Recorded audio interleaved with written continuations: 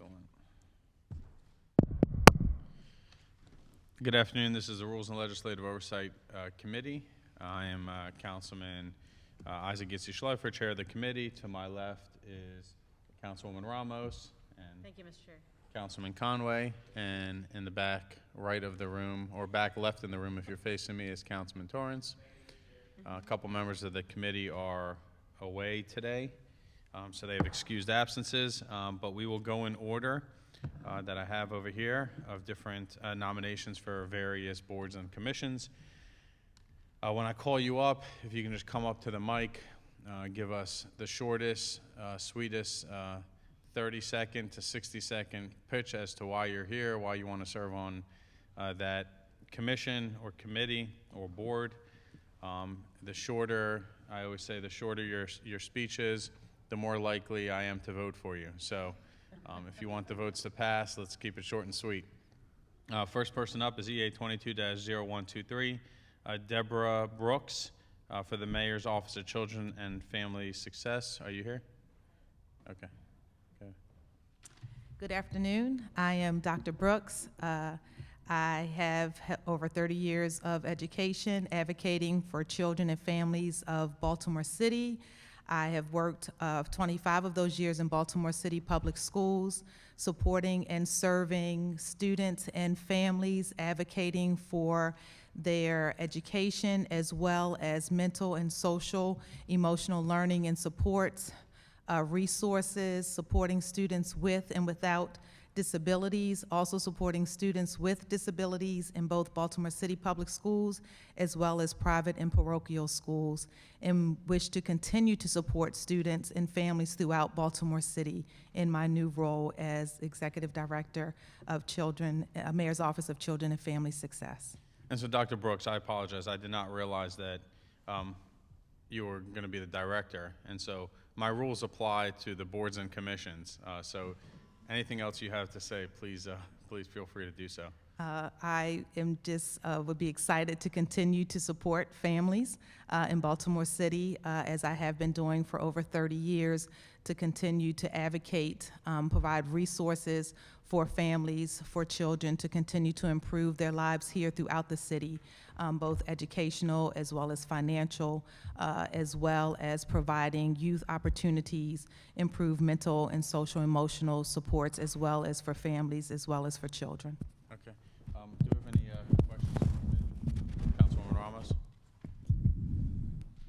Thank you, Mr. Chair. Hi, Dr. Brooks. Good afternoon. Thanks for taking this on. One of the questions that I have is that we still have a backlog in the rental assistance, and I know that you are, and the CAP centers are working hard to try to get that out. Can you talk a little bit about what's happening, how you're, because I know I've referred several folks to you who have said, hey, I haven't heard back from rental assistance in, X and Y amount of time, and we're still getting evictions because of that. So I want to know a little bit more about how that is going to get streamlined and what your expectations are, and how long constituents should be expecting that from application to, payment, that time frame.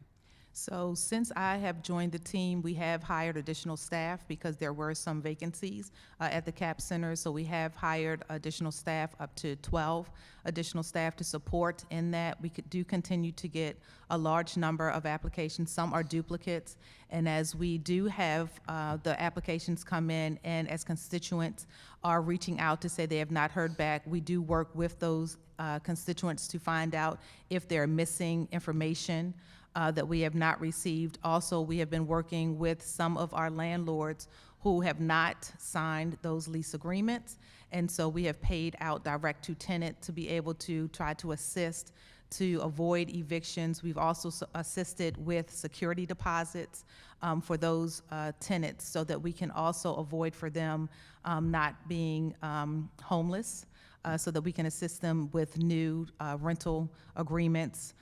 We also have been working very diligently with our partner agency, Homeless Services, to be able to provide support for our families as well.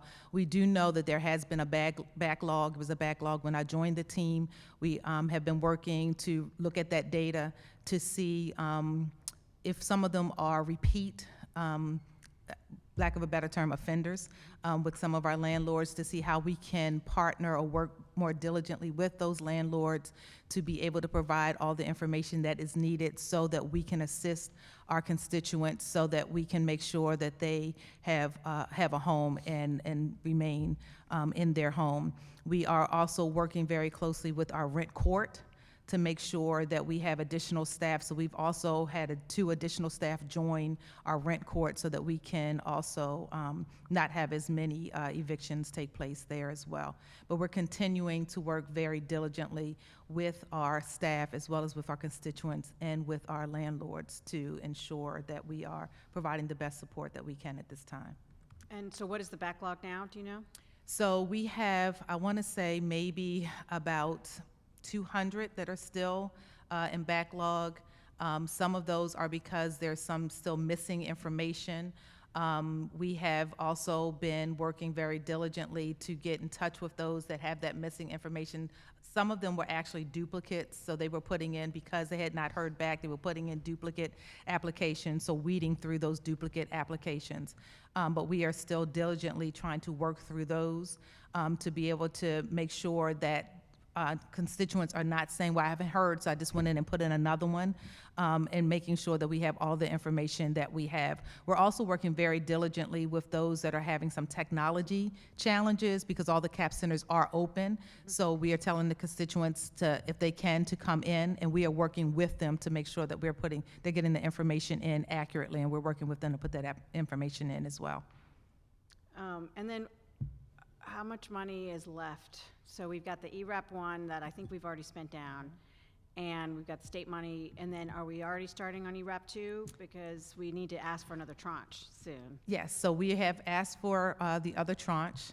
We are spending down all of the money, so we know that most of the money will be spent down by December. And so we are also looking to see how we can continue to have this same type of program moving forward, because we know there's still going to be the same type of need, but it will be on a different type of standards and expectations, and as well as looking at the requirements will be a little different for our constituents, because it won't be the same amount of funding that we had, but we know that we still need to make sure that we're still able to provide the same or similar type of support for our constituents.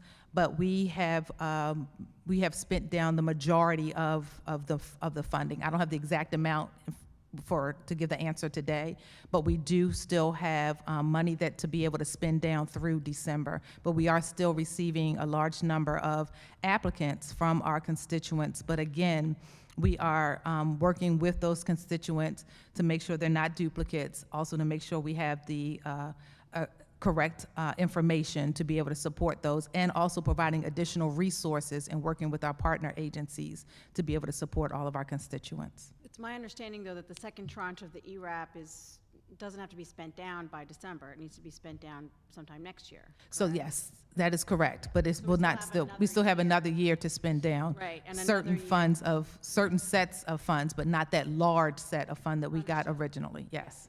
And so you're thinking about ways because rental assistance is going to be needed forever Exactly. and ever, I think, Yes. until we do some other things with affordable housing. So, but you are thinking about how to address that. Absolutely. issue. Absolutely. And so if any of us have constituents that haven't heard back from rental assistance, just come directly to you? Absolutely. Just email me, and I will work diligently with my staff to make sure that we get those answers. Okay, thank you so much. You're I have welcome. another question, but we can, on a different subject, but we can see if others have questions. Anybody else have a question? Go ahead, Councilman Torrance. Thank you, Mr. Chair. I don't have a question, but I have a comment. I'm happy to see my former colleague come on board at city government. As a person who sits on this committee, I can vouch for not only the forethought and vision of coming aboard and helping people and meeting them where they are. I'm happy to say from our initial conversations, our plans do align with meeting residents at their door with information to help them through our social service systems, as well as our stopgaps for them. In addition to, as for my residents in West Baltimore, we're looking forward to partnering with you on having our very own CAP center, because we're one of the deserts that does not have one. So I look at it as two parts. Someone who knows where our families have gaps at, but has also lived those experiences, but is willing to do the work to meet them there. And I'm proud to have you aboard. Thank you. Mark? Go ahead. Yeah, I just have one more. Thank you, Mr. Chair. Dr. Brooks, I've had a lot of emails recently around applications for Water for All. I think there's some confusion about, when BH2O stops and when the Water for All starts. Can you talk a little bit about that? And also, again, I think there's a backlog of being able to approve people for Water for All. So is that something that you're still working through with the CAP centers? It is. So we are working with Mr. Cox, who oversees the Water for All, as well as with DPW, so that there can be some consistency and some clarity. We will be updating our website so that it is consistent, as well as working with DPW so that their website, so that the messaging is clear. Again, if there's any questions, if you can just have those questions directed to me so that we can make sure that the messaging is very clear. Yeah, I think that, obviously there was some confusion about the transfer from BH2O over to Water for All, and then sort of what the time frame looked like, because they had to expire Water for All before they could go. But then, again, we've also had some issues with people sending in applications and then they just haven't heard back.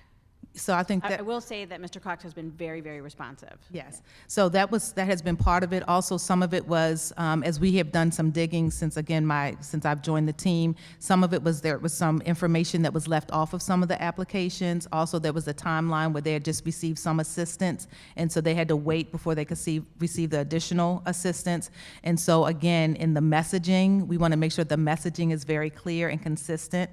We've had a number of constituents that have even reached out to me since I've joined to say, well, I was told this by this person and this agency, but then something different by someone else in the agency.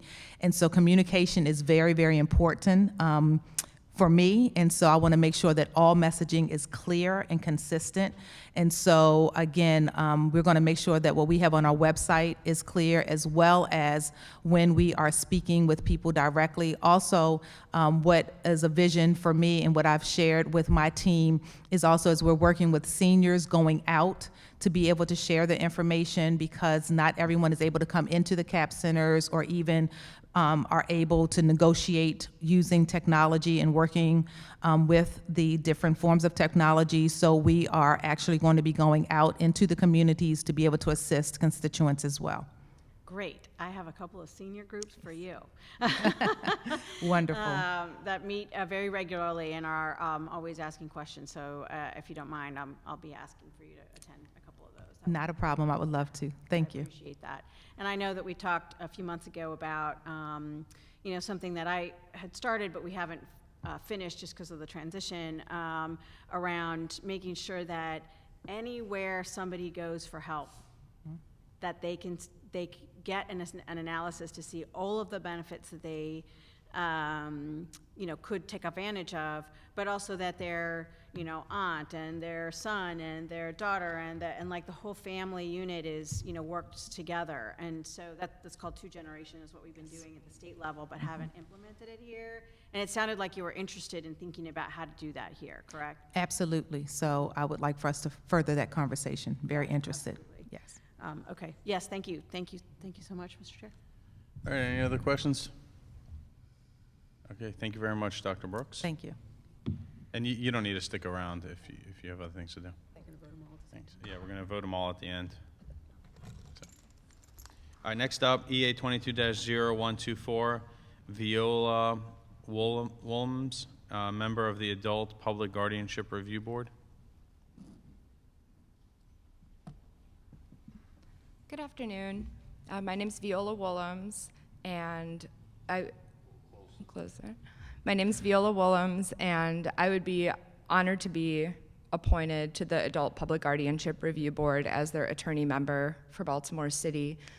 I've dedicated my career to public interest work and working with seniors and folks who are living with disabilities. And I would just, in my current capacity, I work as the Director of Senior Legal Services with the Bar Association of Baltimore City. And so, I work directly with folks who are potentially facing guardianship and consult with them regularly on, how drastic an action that is and what the consequences are to them. And so I would just say that I would be very well suited for this position because of my experience working with both seniors and folks who are living with disabilities in my prior role at Maryland Legal Aid as a staff attorney there. And just being someone who's on this board and who's there to make sure that the guardianships are still proper after a time, and to revisit these issues so that people are getting the help that they need while maintaining their own self-determination whenever possible is really important to me. And so I appreciate your considering me for this position. Thank you. Okay, thank you. Thank you. Okay, next up, Charlene Carter, a member of the Fair Election Fund Commission. You don't have to stick around, it's up to you. Good afternoon, Mr. Chair, members of the committee. My name is Charlie Carter, or Charlene Carter. You all now know my real name. I'm known as Charlie Carter. I've been here an activist in Baltimore City since 2006. And my time I spend educating people about the civic process and why democracy impacts their lives 365 days a year. One of the things I'm most passionate about is getting people to participate in elections. And so I am really honored to be considered for the Fair Elections Fund, and I thank you for your consideration. Happy to answer any questions. Thank you. Any questions? Thank you. Okay, thank you. Next up, EA 22-0127, LaShonda Jackson.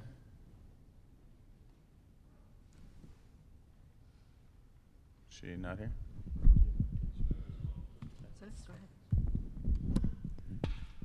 Good afternoon. This is Sophia from Mayor's Office of Government Relations. She has submitted a written statement. I believe I have forwarded it. Okay, we don't have it. Can you forward it to us? Sure. Thank you. Next up, EA 22-0128, Sam Novi, member of the Fair Election Fund Commission. Good afternoon. I'm Sam Novi. I am a lifelong Baltimorean. I live in Able. I'm a faculty affiliate at the SNF Gore Institute and the Center for Democracy and Civic Engagement at University of Maryland and Hopkins. I also lead the Baltimore Votes Coalition, which supports grassroots voter mobilization across Baltimore City, and would be thrilled to be on this commission. Gotcha. Do you know, has the commission, do you know if there's like any framework that you'd like to see that's existing elsewhere that you had in mind for the Baltimore City version of this, like specific amounts or just general framework? I defer to, frankly, to Charlie Carter and others who have worked on more on these issues around the country. Okay, gotcha. All right, thank you. Any other questions? No? Okay. I'll be the first person to participate in the fund. Me? Yeah, I'm gonna sign up. Next up, EA 22-0129, Jonathan Weinstein, member of the Fair Election Fund Commission. Good afternoon, Mr. Chair, members of the committee. My name is John Weinstein, and I live here in Bolton Hill. Moved here in 2019 after living quite a few years in Howard County, Maryland, where I served on the county council and was the author of the legislation for fair elections in Howard County, along with the charter amendment that was required because in our county we couldn't create lapsing funds. So in that situation, it was actually the first time in U.S. history that a fair elections of public financing measure was on the ballot standalone, and we're one for one at least as far as that goes. And I participated at least a little bit working with Councilmember Burnett in legislation. When I arrived, I had a chance to take a look at it before was submitted. And I'm very excited to be part of the program here in Baltimore as elected members of the council. You know how hard it is to do your jobs, and in the current environment, I think programs like Fair Elections and the Fair Elections Fund help restore faith in our public servants, and I'm looking forward to being part of the effort to create and administer this program. Okay, so what brings you to Baltimore? What brought me into Baltimore? You said you were on the city council. I was on the Howard County Council. Howard yeah. County Council. Okay. Yeah. So really, just my wife and I had a plan that once I left elective office, we were going to move to the city. Once our kids left, and so they're in the other side of the country. Though my son, to give you a little background, is my son worked on this issue across the country and actually helped in several states and jurisdictions around the U.S. Working with Congressman Sarbanes to bring public financing around the country. So he was the inspiration for me as well.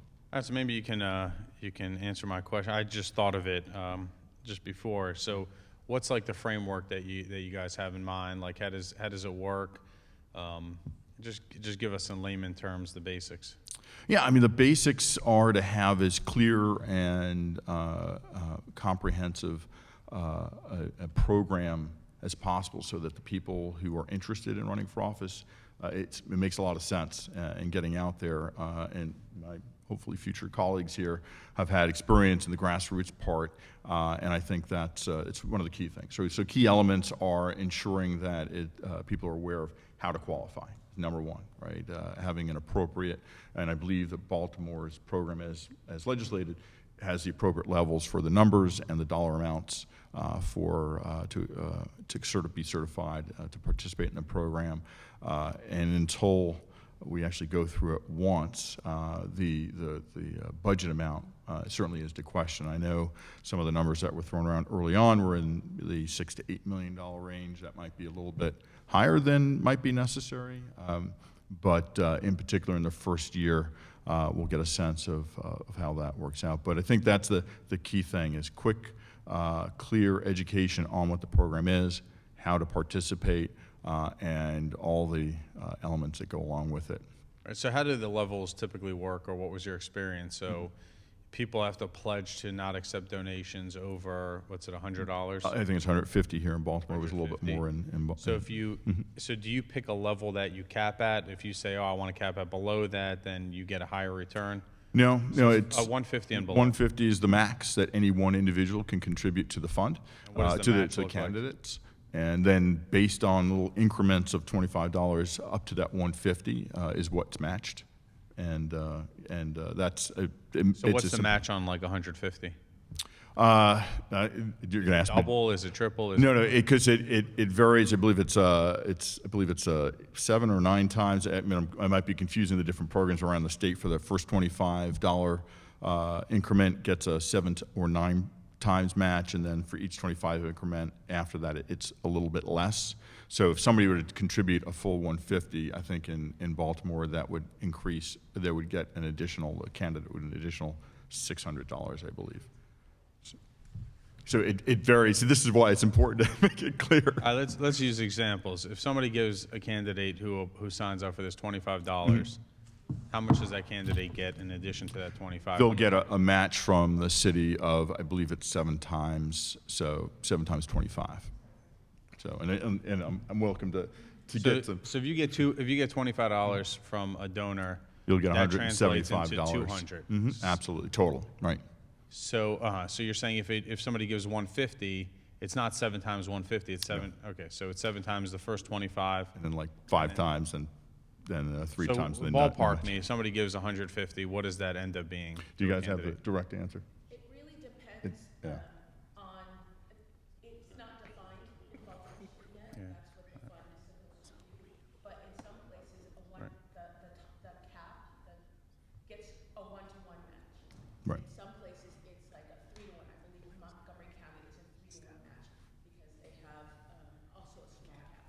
So Right. it really depends on what we the group decides. Gotcha. And so is there a total cap that an individual can get Right, from? the fund? Yes, yeah, And so each what- depending on the office that they're running for, that, So, that a cap. city council person, what's the ballpark that they can get? All right, I believe it was $70,000. Yeah, I literally Get just a spent a lot of time. 70,000 from the fund based on the money that they raise? Exactly, right. Gotcha. So they would have to raise a significant amount of money to get that $70,000. So I can give you a direct example in Howard County, right? So where a council member, so again, this was just this last election was the first time through, and a couple of council members went through, and they were able to more or less max out, raising about $30,000. So they got an additional $70,000. For 100 total. All right, for about 100 total, right? Gotcha. And so I think that's the key. The most important element is that max cap for any individual. And when does this start? This starts for the next election. So So- if I read the legislation correctly, we have about 5 months to have the program ready to roll out to the public, because it was about, It still has to be funded. We don't have a funding source. and there's $2 million in this current budget, a little over maybe $2 million. So is it first come, first serve for that money? Is that So how the program works? this again goes to the details of the rules, but it is in many places proportional to the amount of money that is in the fund at the time of the disbursements. Baltimore City has something a little bit different that, again, I think as the commission will have to work through in terms of this booster contribution that the city gives on the first, once you qualify.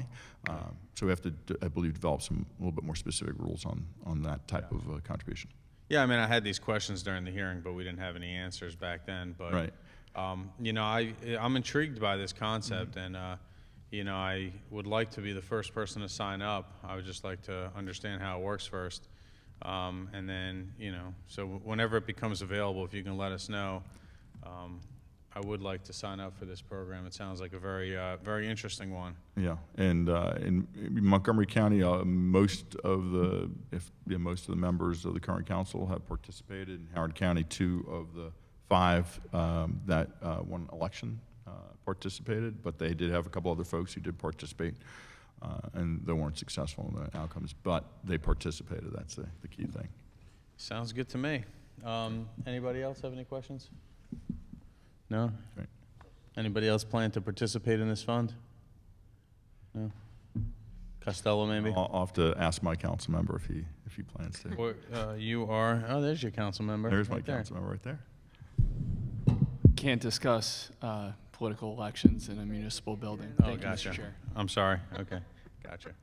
All right, this sounds good. Thank you very much. Next up, 22-0132, Mansour Abul Malik, member of the Police Accountability Board, District 8. Good afternoon, Mr. Chair. Committee members, thank you very much for considering me for this nomination. I'm a lifelong Baltimorean, hoping to do my part. I'm hoping that my position on the board, we're able to review facts and find trends in hopes of being able to help our complaints to the Baltimore City police come down in order to render us obsolete. Thank you. Any questions? No. Thank you. Thank you very much. Next up, EA 22-0133, Mark Brody, member Police Accountability Board, District 3. I didn't see you hiding there, Mark. Hey, how are you, Councilman? Good to see you again. Yeah, lifelong city resident, grew up in West Baltimore. I've had various interactions with the police department. I understand this issue to be one that will help our communities trust the police more, and it's an important issue to reducing violence in our city, I think. So I'm here to be part of the solution. All right, thank you. Any questions? Thank you. Thank you. Next up, EA 22-0134, Janetta Gilmore, member of the Police Accountability Board, District 13.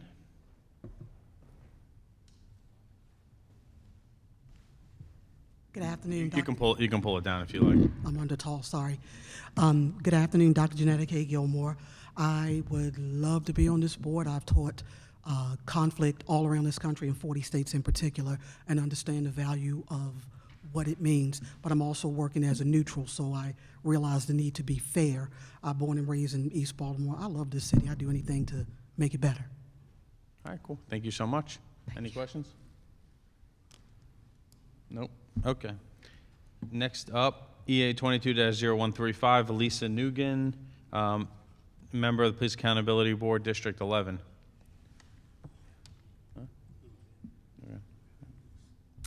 Good afternoon. My name is Lisa Nguyen. I was really excited to hear about this Police Accountability Board, and I am honored to be nominated.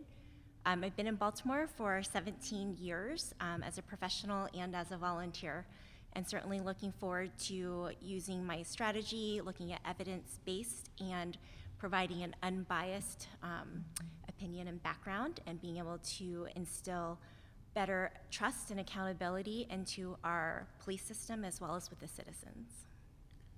All right, thank you very much. Any questions? Councilman Costello? Thank you, Mr. Chair. I just want to thank Ms. Nguyen for her willingness to serve in this capacity, and I'm very honored to have her as my appointment. Thank you, Mr. Chair. You have something? Okay. All right, and so we have a few more folks who could not make it but sent in testimony, so I'm just going to read their name into the record and their bill number so that when we do a final vote at the end, they will be included. EA 22-0125, Byron Deese, member of the Employee Retirement Board of Trustees. EA 22-0127, LaShonda Jackson. EA 22-0131, Paris Beinart, member of the Fair Election Fund Commission. And EA 22-0136, Avi Wolaski, member of the Police Accountability Board. We will now go to our final executive appointments to EA 22-0130, Michael, help me out, Moseyev, the Director of the Department of Finance. I don't know if I'm the only one who noticed this, but there's a lot of District 11 representatives here on this list today. So thank you, Councilman Costello, for joining us and for having such an engaged district. Director, go ahead. Thank you so much. Good afternoon, Chairperson Schleifer, members of the council, council staff. My name is Michael Moseyev, Acting Director for the Department of Finance and Chief Financial Officer for the City of Baltimore, here seeking your confirmation. I'm deeply appreciative of the opportunity to appear before you today, as well as of the welcome that I've received in just my short time here. I've already had the opportunity to speak with a number of you directly. To anyone that I haven't reached yet, I absolutely intend to in the coming days and weeks. And I also extend my deep gratitude to City Administrator Shorter and Mayor Scott for nominating me for this incredibly important role, as well as to Deputy Finance Director Ioana Moisides, Deputy Finance Director Bob Senemy, and the extremely dedicated and hardworking Department of Finance staff for everything that they do and that they have been doing every day to support the annual $4 billion operation of this great city. My previous role before coming to Baltimore was that of Chief Financial Officer for a public entity with a $3 billion annual budget, the New York City Administration for Children's Services. In that position, I led a staff of approximately 300 financial professionals to bring in funding through our Revenue, Claiming, and Eligibility Department, plan and structure that funding through our Budget and Strategy Department, and push the money out the door through our Payment, Contract Audit, and Banking Department. During my 3.5 years in that role, we were able to cut the time it took to pay our contractual providers nearly in half by modernizing our internal business processes, incorporating new technology, reducing paper transactions, and simplifying approval hierarchies. We were also able to strengthen our ranks, particularly in leadership positions, with a mixture of external recruiting and internal promotions. That stronger team was then able to support and execute our agency's extremely ambitious policy priorities, including a once-in-a-generation overhaul of our foster care system and a massive expansion of child care services through leveraging hundreds of millions of dollars in previously untapped federal funding. Prior to that, I had spent 12 years with the New York City Office of Management and Budget. I started on the Education Task Force and over time rose through the ranks to lead it, overseeing the $30 billion annual portfolio of the Department of Education and the City University of New York. I was then asked to create and lead a new citywide savings team focused on efficiency and innovation. We combed through New York City's $100 billion budget to identify ways of reducing spending without service cuts or layoffs. This meant leveraging technology, redesigning our processes, sharing resources across agencies, and looking for best practices in other jurisdictions, in the private sector, as well as within our own city government. During my tenure, we launched 22 central initiatives, identified agencies and leaders across the city to champion each one, and empowered them with a framework and resources that they would need to get the job done. What originally brought me to New York City actually has a lot to do with what brings me now to Baltimore. I am a mathematician by training. I received a bachelor's degree in mathematics from Carnegie Mellon University and had started graduate work in that field thinking I might go into academia. I love teaching and problem solving and still very much do. But I also wanted my work to help people in a more direct way, and over time I fell in love with public policy. After working on some political campaigns, I made up my mind and enrolled in a Master's of Public Administration program with the City University of New York. And big cities like New York and Baltimore are the most exciting places when it comes to the work of government. Now, on the one hand, we're localities, which means that the rubber truly meets the road here. And unlike federal or state entities that mainly operate through grants, we're on the ground, keeping the lights on, delivering direct services through our incredibly dedicated employees. But our size means that the decisions we make have an incredible amount of reach. That means we can help more people, and it also means that, in a sense, we make our own weather. We are the economic engines of our surrounding areas, our states, at times the whole country. When we lead, others follow, and that gives us a truly unique opportunity to write our own story. Financially, despite a rocky national economy, City of Baltimore is very well positioned today. Our many years of balanced budgets have earned us a stellar AA bond rating that keeps our borrowing costs low. Our revenue streams continue to recover from the pandemic. People continue to come here to work and to play. Logistics and transportation have taken on a new global importance, and we have the fastest growing port in the nation. And while inflation's been painfully high everywhere, we enjoy a competitive advantage as a low-cost city on the Northeast corridor. And people who might be feeling priced out from places like DC all the way up to Philadelphia and beyond are starting to notice. There are, of course, many challenges, but the tools to overcome them are right here. This is an incredibly exciting time to be in Baltimore as a public official and as a resident. I'm currently finalizing a purchase that will transform me from a Baltimore renter to a Baltimore homeowner, and I have every expectation of remaining one for the rest of my life. Finance is about balance. Expenses have to be balanced with revenues. We must find the right balance between risk and reward, between immediate need and long-term sustainability.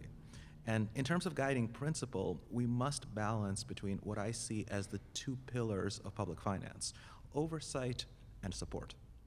Oversight is baked into our DNA. We exist in a world of rules and regulations, and they're all there for a reason. We are the fiscal stewards of the city. We're charged with safeguarding the revenues we collect from our taxpayers while ensuring that spending reaches precisely those things that the people and the officials they elected had intended, with efficiency and without waste. I take that role extremely seriously, and so do my staff. My promise to you is that I will always provide a sound recommendation based on the professional judgment of myself and my team.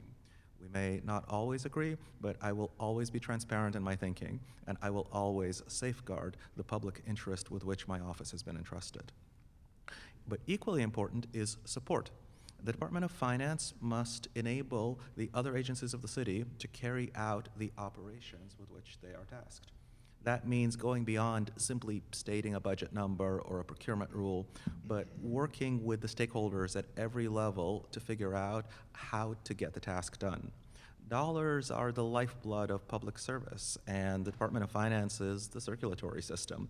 We must stand ready to deliver.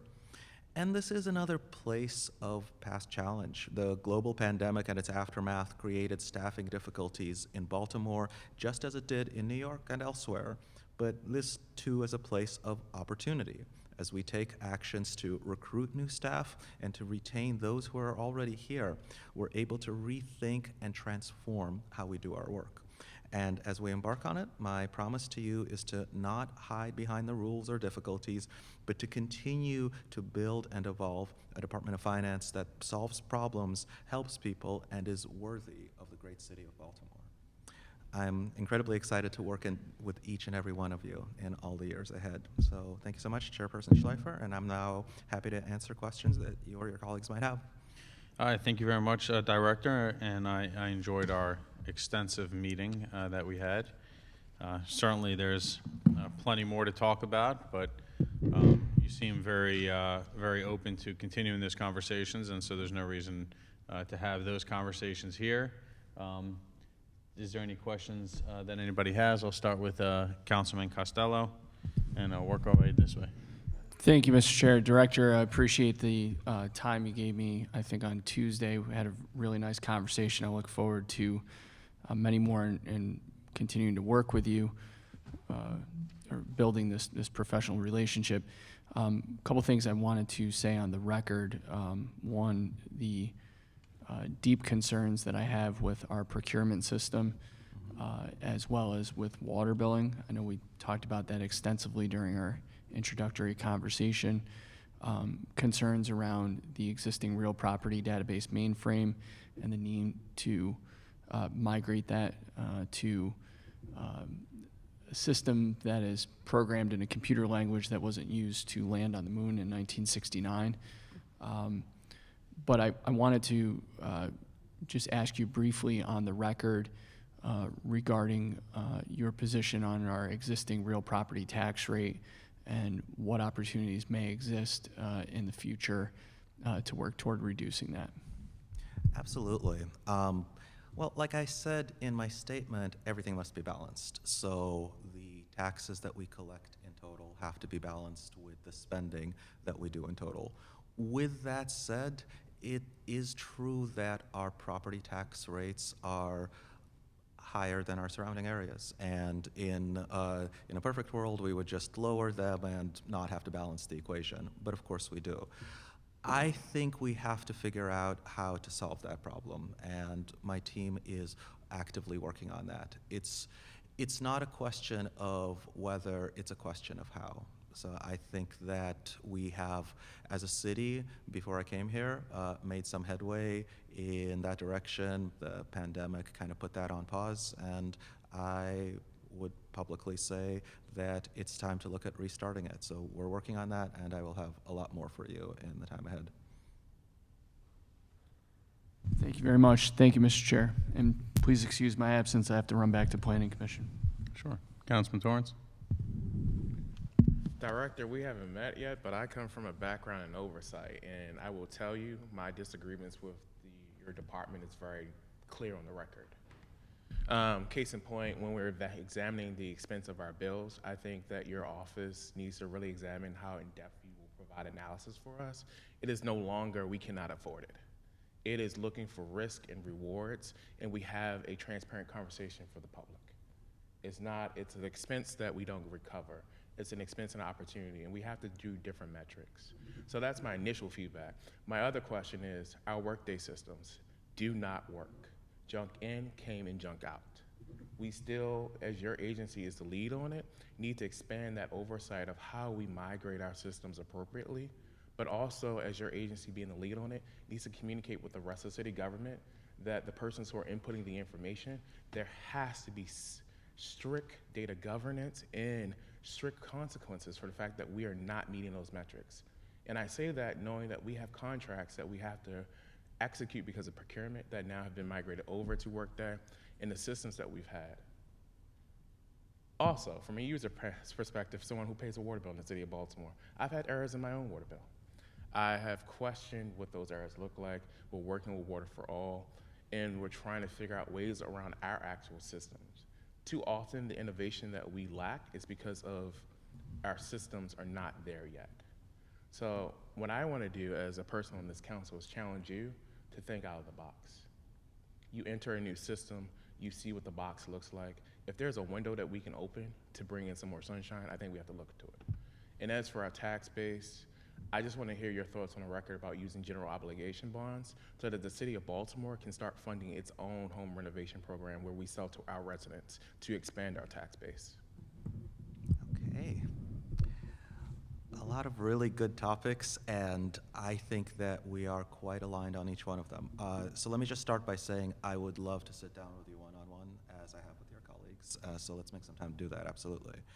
I think in terms of what we can and can't afford, I completely agree with you on looking at the big picture and thinking outside the box. It is a lot more complicated than just a yes or a no. I think that we can partner up, and this is a really good year to do that. By statute, of course, you have a brand new authority.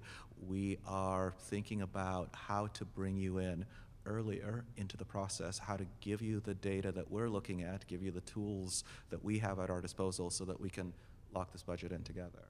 So on that, yes, absolutely.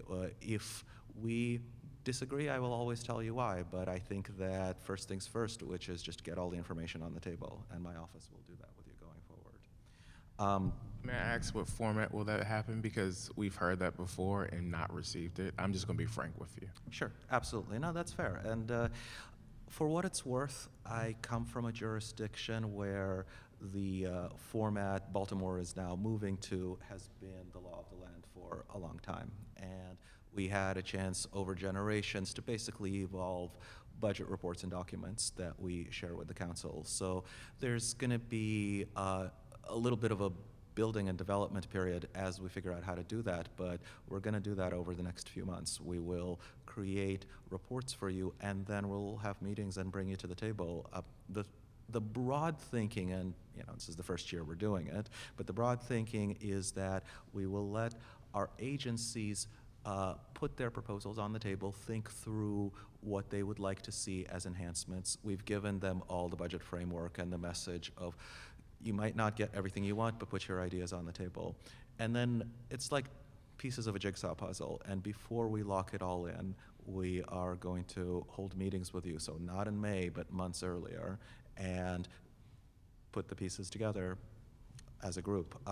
So I think that, in short, I can speak to what I'm accustomed to in New York, which is that we would give you a full budget breakdown by detail and category, but not like in May, but over the winter. And we would give you the different proposals that are on the table, and also invite you to help craft your own, because that would be the appropriate time to do that. That's how we'll work through the budget process. Here's my last question. Physical notes for bills. Sorry, say again? Notes for bills similar to Annapolis. I come from, full disclosure, my experience is working on budget and taxation, where if I implement legislation, I got an actual cost of how much that legislation was, down to how many staff persons had to be hired to do it. Because too often our agencies say they have to hire people, but they don't give a real number. I just want to be frank with you. Sure. If it's going to cost me $200,000 to implement, but over the next 6 years we recoup it, that's something I need to have that conversation about. I just want to be transparent, since you're coming into a system, to not be absolutely relegated by what that system is currently. Absolutely. Fiscal notes may certainly make sense to me in principle. I will work with my staff to make sure that we can put that in place, but I have absolutely no disagreement.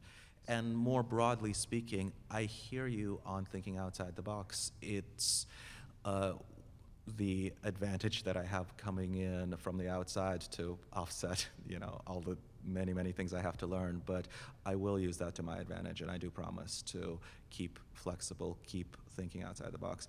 I do want to get to your other questions, or your other comments. Just to say, Workday, I know. And for what it's worth, Workday is really just the face of processes that have needed to be improved for a long time. Some of those improvements had started, and then the pandemic set us back. Some of those improvements were just a long time coming and need to be rethought. We are doing that right now as we speak, and that work started before I got here, but as we emerge from the pandemic, we are accelerating that work. That means just rethinking top-down how we do procurement. Like I said, our oversight role is extremely important, but the oversight is there for legal reasons, and sometimes when it hasn't been looked at in a really long time, and approval processes are going in sequence instead of in parallel and taking days longer, or they're based on dollar thresholds that aren't inflation adjusted, and so they haven't been updated in 30, 40 years. There's just a better way to do it while still safeguarding taxpayer dollars. So we are looking at that. And I mentioned staffing in my opening statement, but truly staffing is at the core of all of these issues. We had people that were well trained in Workday, and then we lost them. They were close to retirement. The pandemic made them just pull the trigger and go ahead and retire.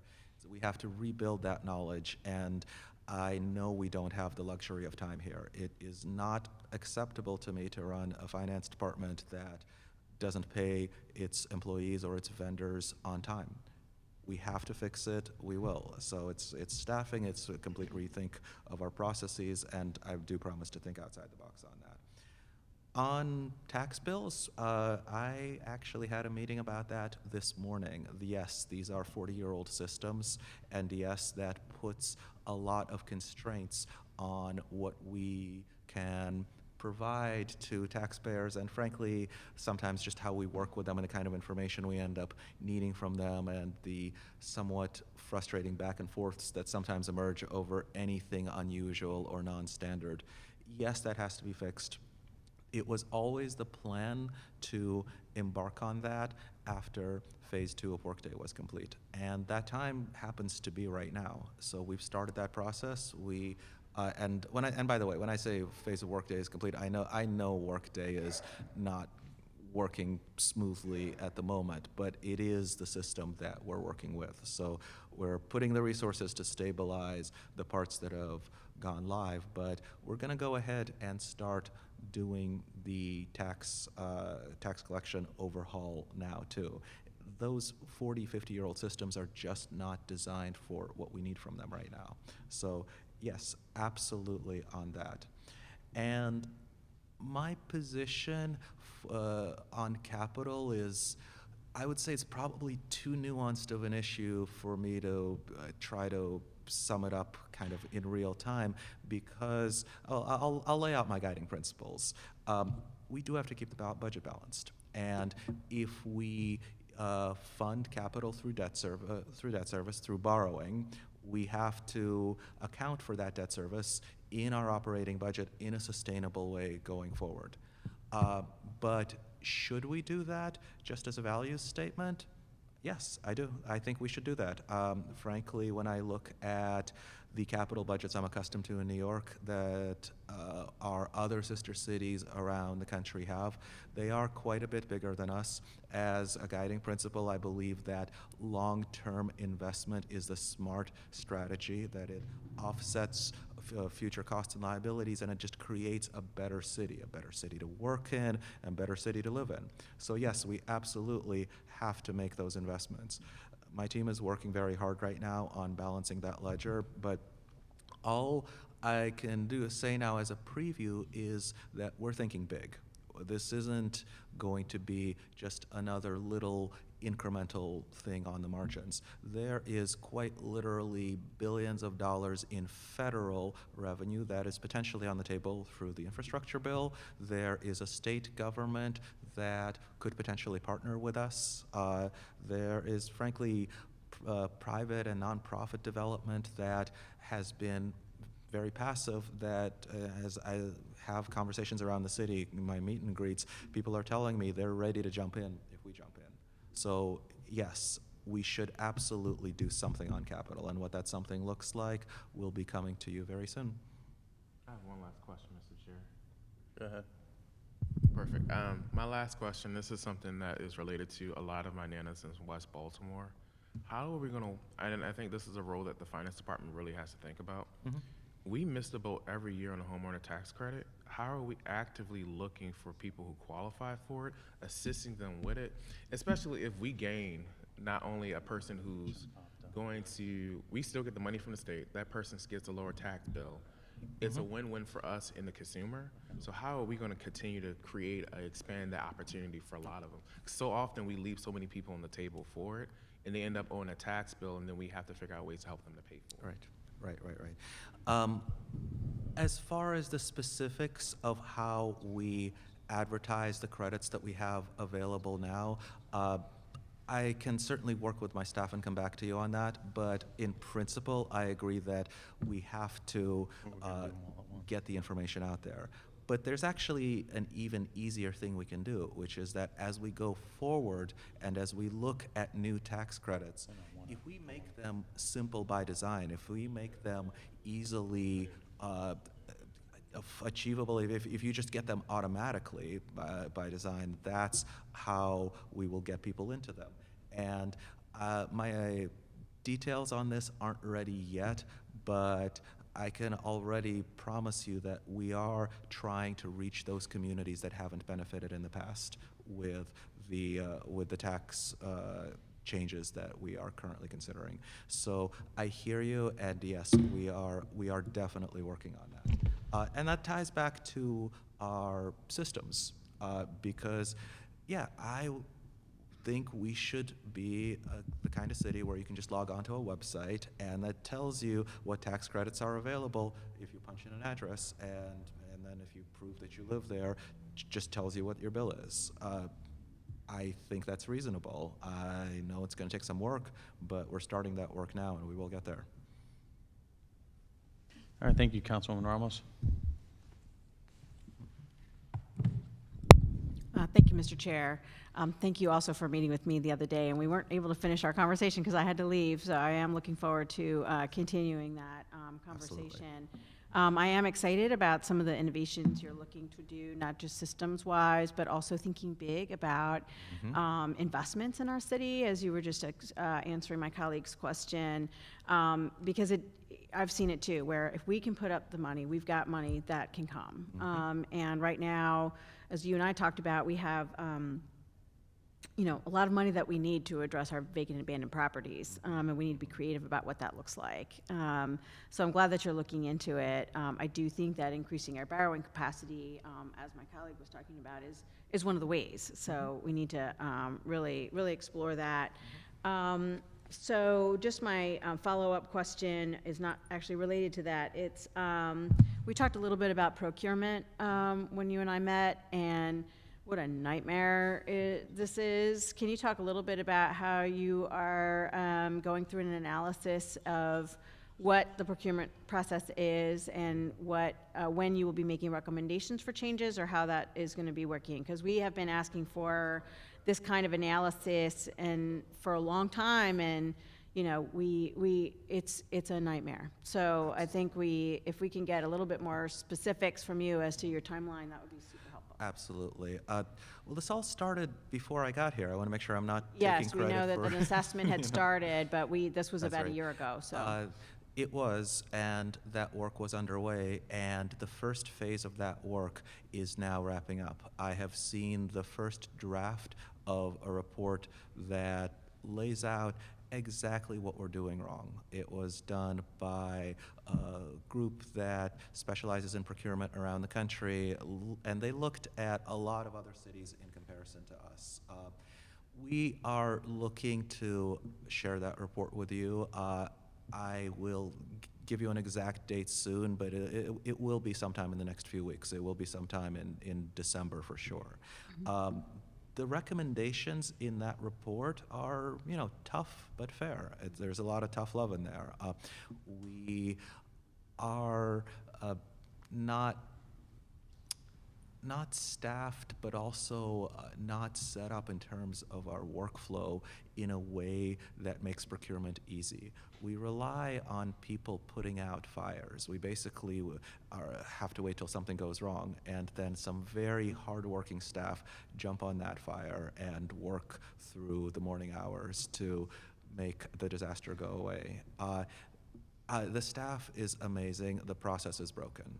And that's what the report tells us. I mean, you know, I think to some extent that might be an obvious observation to those that have worked through the process, but the report is very detailed. It's very detailed in exactly what's not working, exactly what is different from other cities and other places that maybe do it better.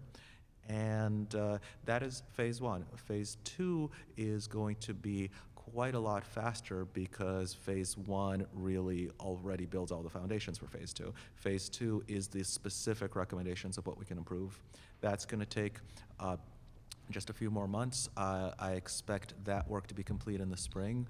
But some of the recommendations are already obvious to me, and that is training, and that is having people that can actually guide a procurement through the system and help agencies with the process. So we are already starting a very aggressive staffing up process that's not just backfilling people that have left, but that is looking to reclassify positions to something that's more analytical. One thing the pandemic changed is we all have to figure out how to do more with less, but it's a higher level work. It's not just clerical. Not that there's anything wrong with clerical work, but there's a lot more of analytical work now that goes into procurement, just figuring it out, reaching out to people, working through the system, working with stakeholders. And so we are reclassifying positions so that even if we have fewer folks, they are more credentialed, more experienced, and frankly better paid so that we can be competitive in bringing the best here. So that's what we're doing right now so that we're not just waiting for phase two to complete. But in the meantime, phase one, we will share those findings with you in just a few more weeks, and that's going to immediately launch us into phase two. And in the spring, we will have a lot of very tangible steps to act on together. That's great. I'm glad that we're seeing some progress in that regard, because like I said, we have been waiting for a fairly long time, even prior to this council. And then my next question, which is related to what you had talked about earlier in terms of the tax credits. Finance did a very in-depth report that was released a few months ago on our current tax credits.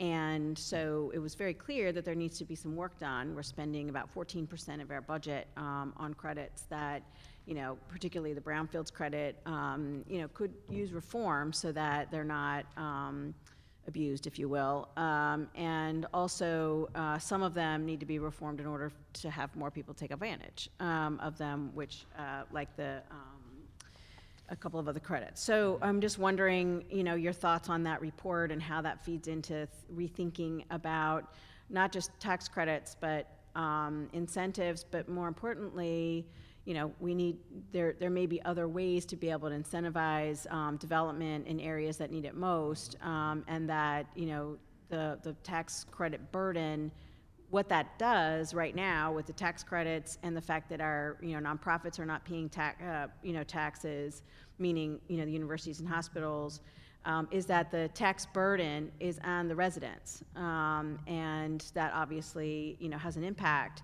So I think it all feeds together with a lot of what my colleagues were already talking about. Can you say a little bit more about the report and then also sort of your thinking in this work?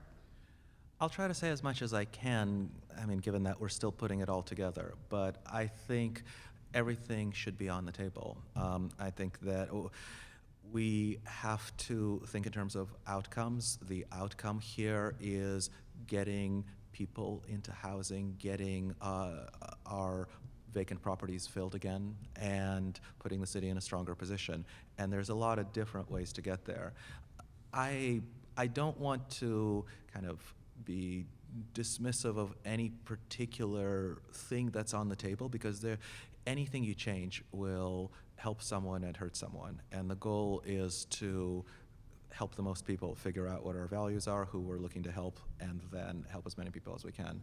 And so that's all to say that, yes, I think that everything should be on the table, but particularly, older tax credits that clearly had a purpose at the time they were enacted, but if they're not serving their purpose, or if there is a better way to serve their purpose, then I think that that's part of the conversation. I've been poring over that report with Deputy Director Senemi, and we will be coming to you with something soon. And I will also reiterate here that this is something I'm looking to do in partnership, meaning that we're not going to come to you with a locked-in solution that says it's this and only this, it's this set of credits or something like that. We're going to come to you with options, and we're really looking to stand with you when we ultimately work with the business community, if we have to work with Annapolis, if we have to work with the federal government. It's all part of one big whole. So yes to looking at the tax credits, yes to looking at every other piece as well. Okay, thank you. Thank you so much. Thank you, Mr. Chair. Thank you. Councilman Conway? Thank you, Mr. Chair. And good to see you, Director. Really appreciated our meeting as well. We got a little bit of extra time. Maybe we took some of Councilman Ramos's extra time. Really, really intrigued by the conversation we had about some of the solutions you're looking at, and really looking forward to working with you. So I'm really glad we got a candidate like you to take on the job. I think you'll do a great job. Fortunately for me, as the last person to ask questions, everyone's asked a lot of the questions that I was going to get into. Nonetheless, I will echo those sentiments, specifically around procurement, and you and I had a conversation about this when we did meet. Procurement, I believe, is one of our biggest problems, particularly because I want to say, and maybe I might be overstating this, but somewhere between 20 and 30% of our operating budget is spent through procurement. It's through contracts. It's through money going out the door. And when we have major inefficiencies in that process, it can really slow down the basic work that the city does day to day. So you've talked at length about that. I don't need you to go too much more into it, but I will share my colleagues' concern and urgency around the procurement system. Mm-hmm. And on the back end of that, the prompt payment of contractors and otherwise, realizing that it creates a chain reaction. Folks often don't even bother applying for city contracts. Mm-hmm. If you're willing to speak more on that, I'm more than happy to provide absolutely. you that. I will say that, first of all, these problems are solvable. That is what our consultants tell us, having seen other cities do it. That is what I can tell you, having been in another city.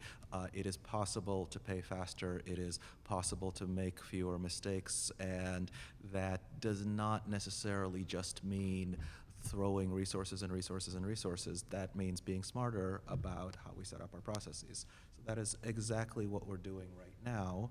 And I know I talked about it a lot already, so I will just say, kind of as a values proposition, it is very heartening that you're all bringing this to me right now, because you should expect better. Because I believe, and clearly all of you believe, that it is not okay for us to just somehow be unreliable. That is not who we are. And I think that that's in our blood. And I think with your continued support, I absolutely promise to spearhead those changes, and we'll do what we need to do. I appreciate that, and I assure you have our partnership in that effort. I'll ask you an easy question, hopefully an easy question. What are you most looking forward to in this new position? You know, it's harder than it sounds, because there's so many things. I mean, I do think that this is such an incredible moment of opportunity for the city as a whole, and I kind of touched on that in my statement. This is a time for Baltimore to lead the nation. This is really a time to change Baltimore's story. Baltimore was the second biggest city in the country for a lot of its history, bigger than DC, bigger than Philadelphia. There is just such an energy here. I think it's infectious. It's absolutely an incredible place to work and an incredible place to live. And so, of all the things I'm excited about, just being right here is the thing I'm the most excited about. Appreciate it, and look forward to partnering with you to get Baltimore to that glory. So, thank you, Mr. Chair. All right. We will get to the votes. So let's We'll start with this one. Yeah. Thank you.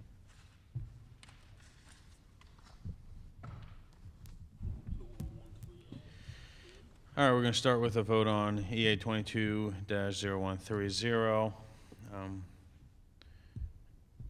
Do I have a motion? So moved. Second. Well, I think you got the motion and the second. Somebody else I don't know moved if it. we can do that.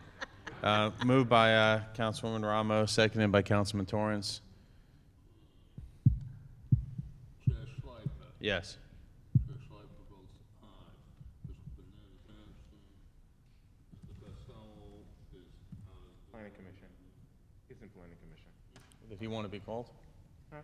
Did he want to be called? We can get him back. Let's keep moving. John Hamlin something downstairs. Vice President Milton is Member Ramos. Yes. Member Ramos votes aye. Mr. Torrance. Aye. Mr. Torrance votes aye. Mr. Conway. Aye. Conway votes aye. Chair, at this point, there are 4 votes in the affirmative. It's enough to move the bill Monday. We'll wait for see if Member Costello is returning. Okay. Thank you very much. You are confirmed. Thank you, Director. Thank you. Take care. You too. All right. Go ahead. Let's just do them in order. Okay, 123, Deborah Brooks. Second. Motion. I move it. Sorry. Second. Moved by Torrance, seconded by Ramos. Chair Schleifer. Yes. Chair Schleifer votes aye. Bernard is absent. Costello is being waited on. Vice President Middleton is absent. Member Ramos. Yes. Member Ramos votes aye. Mr. Torrance. Aye. Mr. Torrance votes aye. Mr. Conway. Yes. Okay, 4 votes in the affirmative, depending on return of the member. Second read on Monday. Okay, 124, Viola Williams. So moved. Second. Moved by Torrance, seconded by Ramos.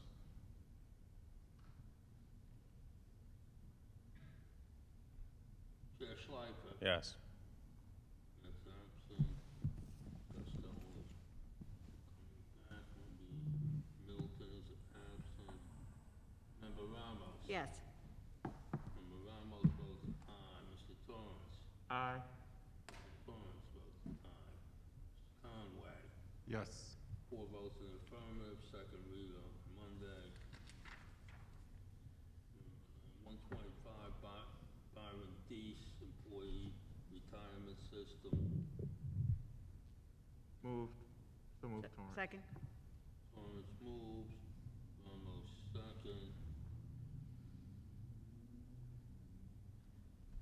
Chair Schleifer. Yes. Okay. Burnett, Costello, and Middleton are absent. Member Ramos. Yes. Ramos votes aye. Mr. Torrance. Aye. Mr. Torrance votes aye. Mr. Conway. Yes. 4 votes, second reader on Monday. 220126, Charlie Carter, Election Fund. So moved. Torrance. Second. Moved by, Torrance second. Ramos second.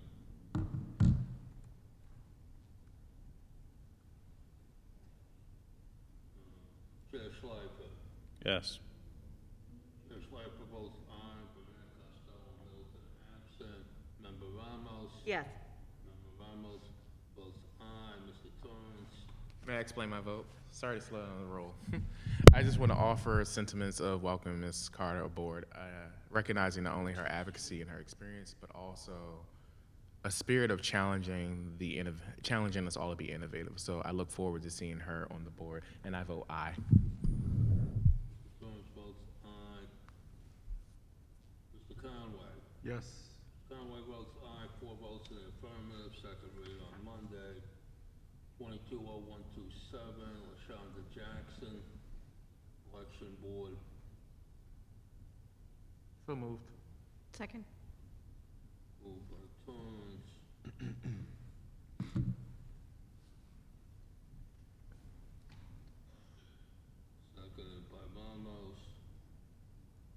Schleifer.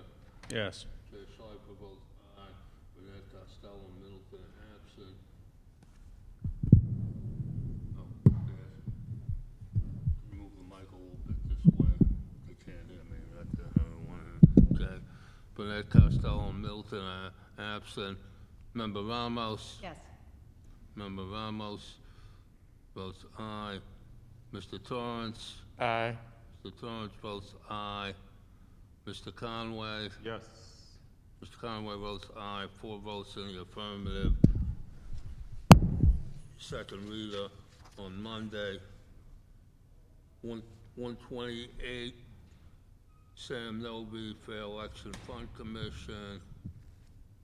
So move. Second. By Ramos, second by Torrance. Chair Schleifer. Yes. Chair Schleifer votes aye. Burnett, Costello, Middleton, absent. Member Ramos. Can I explain my vote, please? Yes, Sam is actually my constituent. I don't know why he's listed as 12, but on the agenda, but he is my constituent. And grateful to have him he's been really doing this work in making sure that elections, the people are voting, that the election board is, held accountable, and so I think he'll be a great asset to the board. So thank you, Mr. Chair. I vote aye. Thanks. Member Ramos votes aye. Mr. Torrance. Ditto and aye. Mr. Torrance votes aye. Mr. Conway. Aye. Conway votes aye. 4 votes in the affirmative, no negatives. Second read on Monday. 220129, Jonathan Weinstein, member Fair Election Fund Commission. So moved. Second? Torrance. Second by Ramos. Chairman Schleifer. Yes.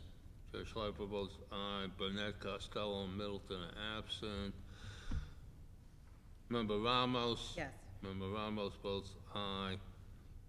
Mr. Torrance. May I explain my vote? Sure.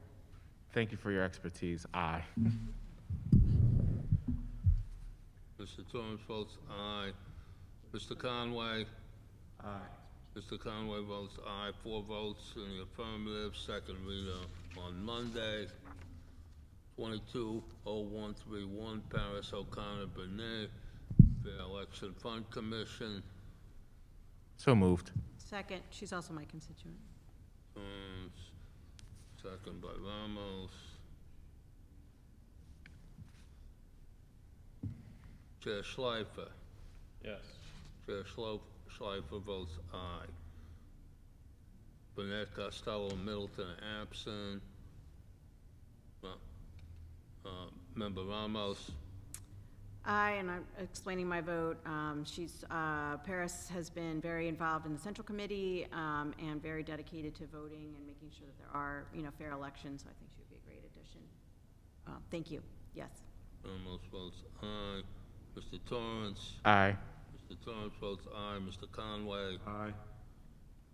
Mr. Conway votes aye. 4 votes in the affirmative. Second read on Monday.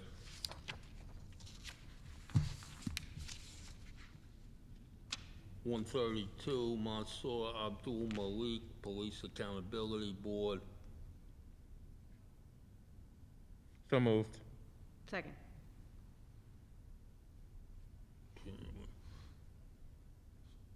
Moved by Torrance, second by Ramos.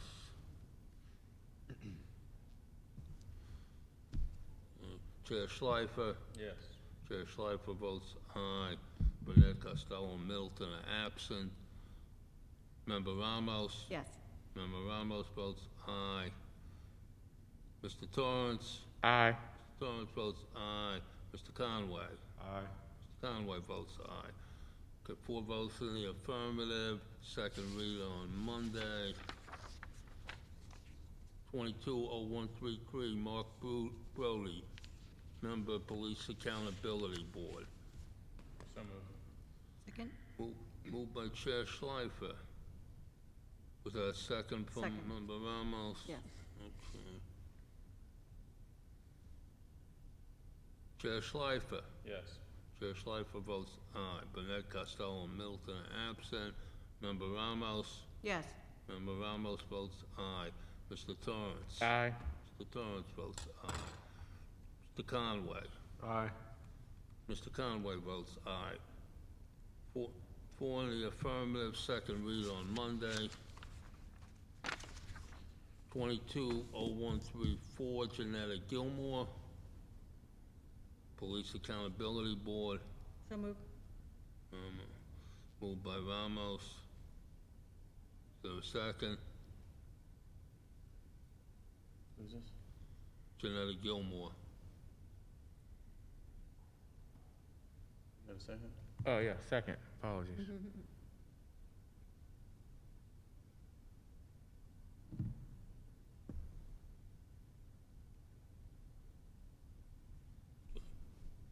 Chair Schleifer.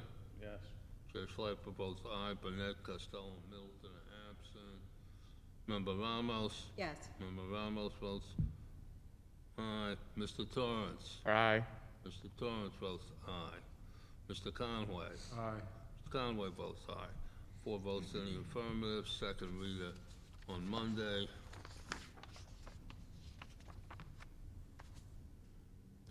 Uh, 220135, Lisa Yuen, member Police Accountability Board. So moved. Moved by Ramos. Second. Second by Conway. Got you off guard. Chair Schleifer. Yes. Chair Schleifer votes aye. Burnett, Costello, and Middleton are absent. Member Ramos. Yes. Member Ramos votes aye. Mr. Torrance. Aye. Mr. Torrance votes aye. Mr. Conway. Aye. Mr. Conway votes aye. 4 votes in the affirmative. Second reader on Monday. And finally, 220136, Avi Walaski, Police Accountability Board. So moved. Second. Moved by Chair Schleifer, second by Torrance. Mr. Torrance. Yes. Chair Schleifer. Yes. Chair Schleifer votes aye. Burnett, Costello, and Middleton are absent. Member Ramos. Yes. Member Ramos votes aye. Mr. Torrance. Aye. Mr. Torrance votes aye. Member Conway. Aye. Member Conway votes aye. It's 4 votes in the affirmative. Second read on Monday. And Mr. Chair, I'm happy to announce that completes the agenda. Thank you very much. We are now adjourned. Close out the meeting.